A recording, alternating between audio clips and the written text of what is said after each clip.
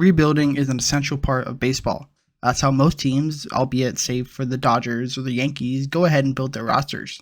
The Texas Rangers are a great example of this, not finishing higher in third in the AL West from 2017 to 2022 before winning it all last year. The Astros are another great example, as they didn't really have any relevance in the early 2010s, but ended up winning the 2017 World Series, albeit with that big asterisk, and the 2022 World Series, cementing themselves as one of the best teams in baseball over the past half decade.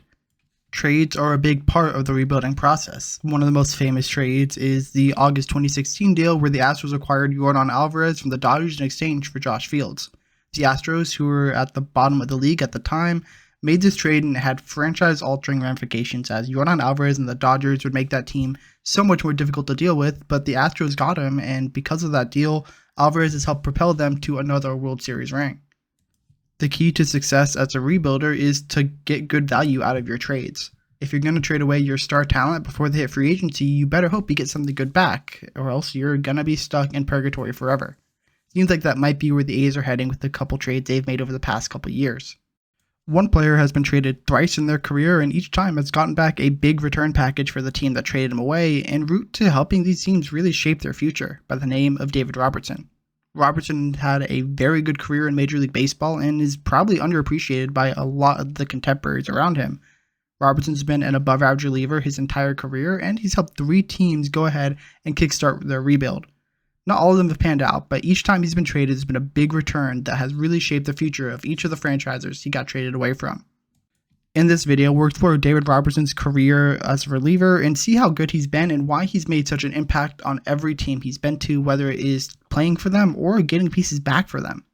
He's been a polarizing player at the back end of bullpens for years now, and without a doubt, he is one of the best relievers of this current generation. Before we begin, it would mean a lot if you'd go ahead and subscribe to the channel. It shows me that you like what I make and will get you more content not only from me, but from other creators out there as well. Without further ado, let's dive into the career and the trade successes that David Robertson has had during his illustrious career. Born in Birmingham, Robertson enrolled at the University of Alabama, where he set the single-season rookie record for strikeouts and was a freshman All-American.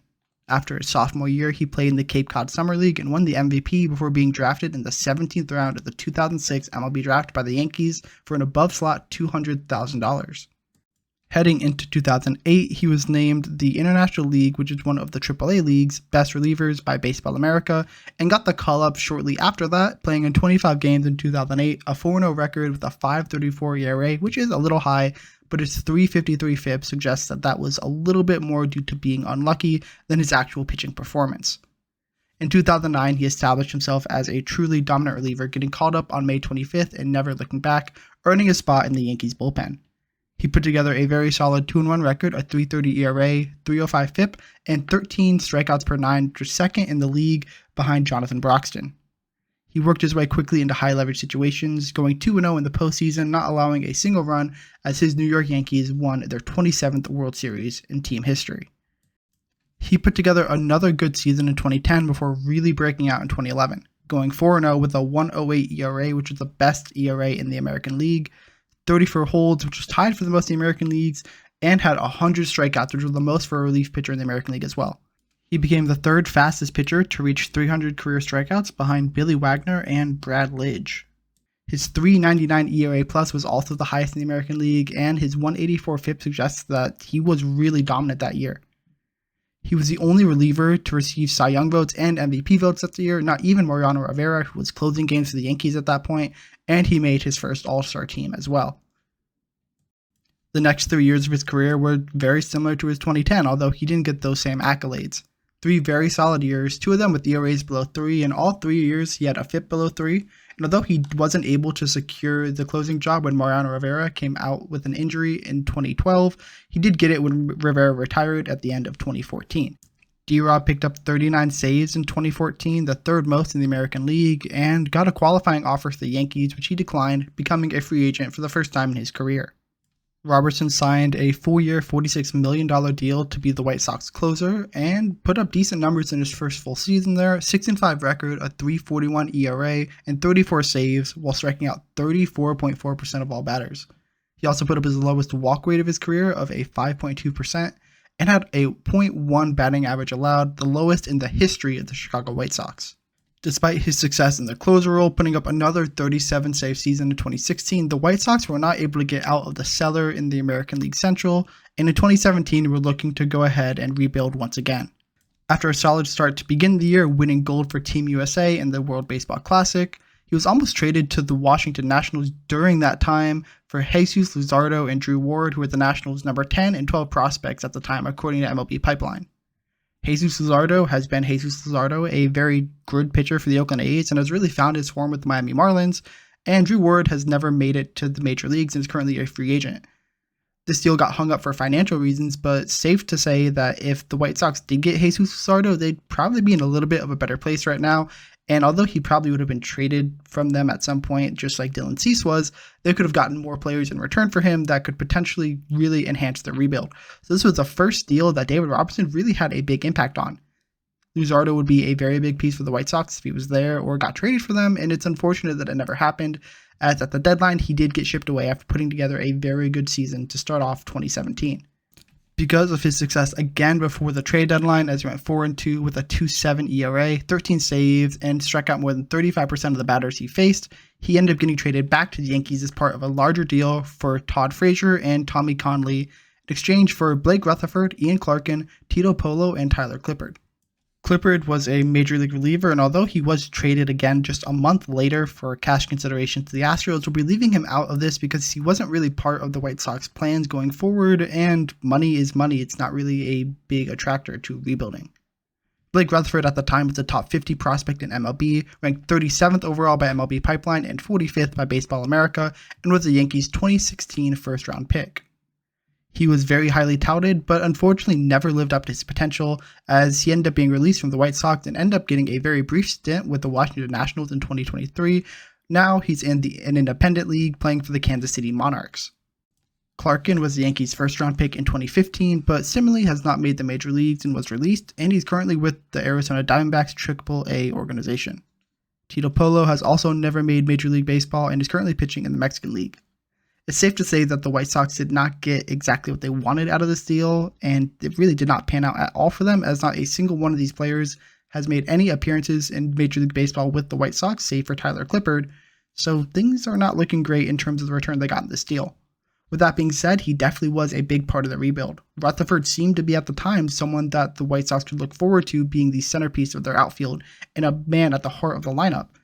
Unfortunately for White Sox fans, that never really turned out, as prospects can be volatile, but without a doubt, this was a huge trade for the White Sox and really seemed to potentially set them up for success in a different universe.